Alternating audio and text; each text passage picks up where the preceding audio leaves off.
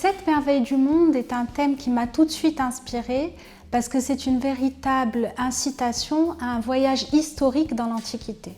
Ce sont donc 7 constructions, dont plus qu'une ne subsiste d'ailleurs, qui est la pyramide de Khéops, qui ont été construites à l'époque antique et qui sont absolument impressionnantes par leur beauté, par leur taille colossale, mais aussi par la précision et la sophistication de leur technologie qui a été utilisée à l'époque dans leur construction. Tout ceci m'a donné très envie de creuser encore plus dans l'histoire des civilisations à l'origine de ces constructions et je n'ai eu absolument aucun mal à trouver l'inspiration vu la richesse artistique, culturelle, mythologique qui entoure chacune d'entre elles.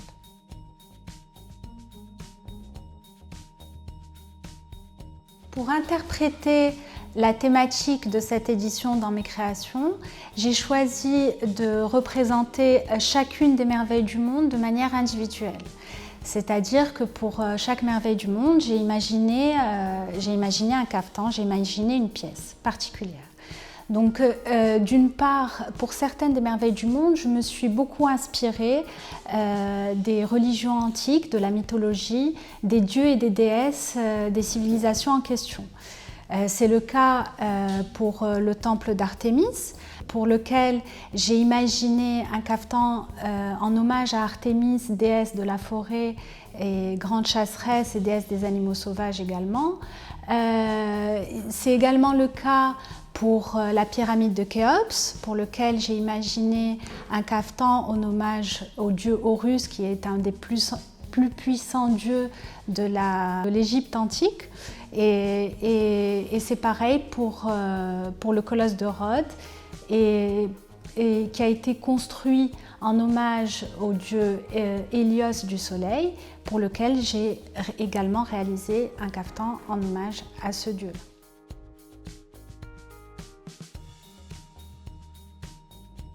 C'est ma toute première participation à l'événement Cafetan et j'en suis très honorée, d'autant plus que c'est la toute première fois que je postule. C'est mon équipe qui m'a incitée et encouragée à déposer un dossier, à participer. Et comme le thème de cette année m'a tout de suite inspirée, je me suis jetée à l'eau. Avec le recul, c'est beaucoup de travail, beaucoup de charrettes, beaucoup de nuits blanches, mais c'est vraiment une expérience sans précédent. Et aujourd'hui, j'ai qu'une hâte, c'est d'être le 20 avril pour enfin présenter le fruit de mon travail.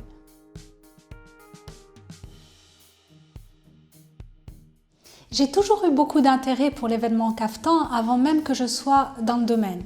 C'est vraiment une opportunité unique qui est donnée à nous les stylistes marocains de pouvoir nous exprimer, de faire preuve de créativité, mais aussi de promouvoir le travail de nos artisans. C'est clairement un incontournable de la mode marocaine et qui a largement contribué à l'évolution du cafetan et aussi et surtout à l'intérêt que lui porte le public, autant d'ailleurs au Maroc qu'à l'international. Alors en 3 mots, rapidement, je dirais créatif, affirmé et élégant.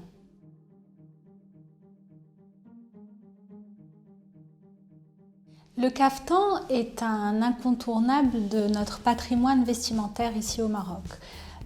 Il a ses codes qui ont bien sûr évolué au fil des générations, mais il garde toujours ce côté intemporel qui lui confère toute sa richesse et toute sa particularité. J'ai toujours vu personnellement mes grands-mères, mon arrière-grand-mère porter des cafetans, même dans leur vie de tous les jours, sans pour autant que ce soit un habit d'apparat. C'est donc réellement un vêtement qui est ancré dans notre culture et dans nos traditions.